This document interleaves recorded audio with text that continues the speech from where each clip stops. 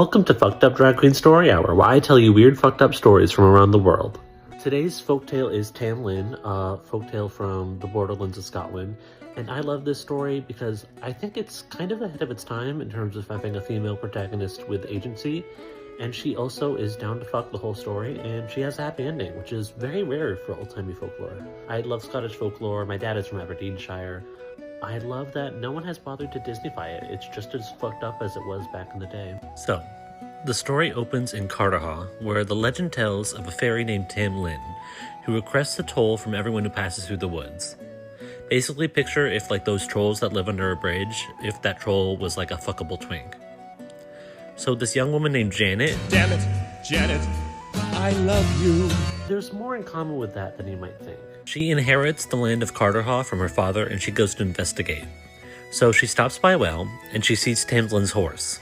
She picks a double rose, and then Tam Lin jumps out of the bushes and is like, "Thou owest me a toll, wench." Now Janet has seen the 1991 Disney classic Beauty and the Beast, so she knows what happens to people in folklore who pick roses, and she decides to lean in. She's like, "Oh, I owe you a toll? I left my wallet at home. Oh, however shall I pay you?" And then she deliberately gets her dress stuck on a branch so it rips open and her breast jugs, boobs, and titties pop out, and she's like, "Oh no." And then she wiggles out of her dress to reveal that she's been wearing edible panties the whole time, and she's like, "However shall I pay you?" So, like her Rocky Horror counterpart, she ends up fucking a strange creature in the woods. So, cut to a few months later, and Janet is at her father's castle, and she's acting weird. Also, it's Halloween, so imagine everyone is dressed up as slutty Pokemon or whatever. So this old knight, who's probably dressed up as John Travolta from Pulp Fiction or some shit, comes up to her and tries to hit on her, and she's basically like, "Shut up! Shut the fuck up! Go away!" Anyway, Janet goes full Maury Povich and announces that she's pregnant, and none of the men at the castle are the father, and then she goes back into the forest to find Tam Lin. Tim's like, "Oh my god, so happy to see you." And Janet is like, "Have you accepted Jesus as your personal savior?" And Tim's like, "Funny you should ask. I actually once was a human, but then the Queen of Fairies kidnapped me after I fell off a horse. Also, tomorrow night, I'm pretty sure she's gonna sacrifice me to Satan because I'm so sexy."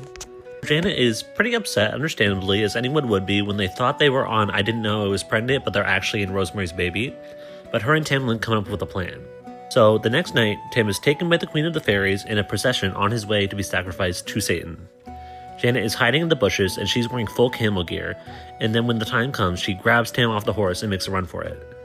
But the fairies try to fuck with her by turning Tim first into a lion, then a bear, then a hot iron, and then a burning coal.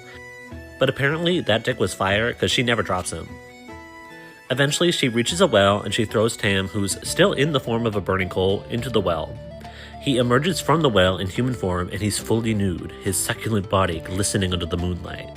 Janet is just about to start rubbing her shit crazy style when Tim is like, "Cover me up, the Queen of the Fairies is after us and she's gonna fucking sacrifice me to Satan." So she does. But then the Queen of the Fairies shows up, and she's actually kind of a fair loser. She's pissed because Janet stole her boy toy and ruined her satanic sacrifice all in one night, which, girl, I get it, I'd be angry too, I've been there. She basically tells Janet she can choke, and then looks at Tam and is like, "If I knew you betrayed me, I would have ripped out your eyeballs." That's the note that the poem ends on, seriously.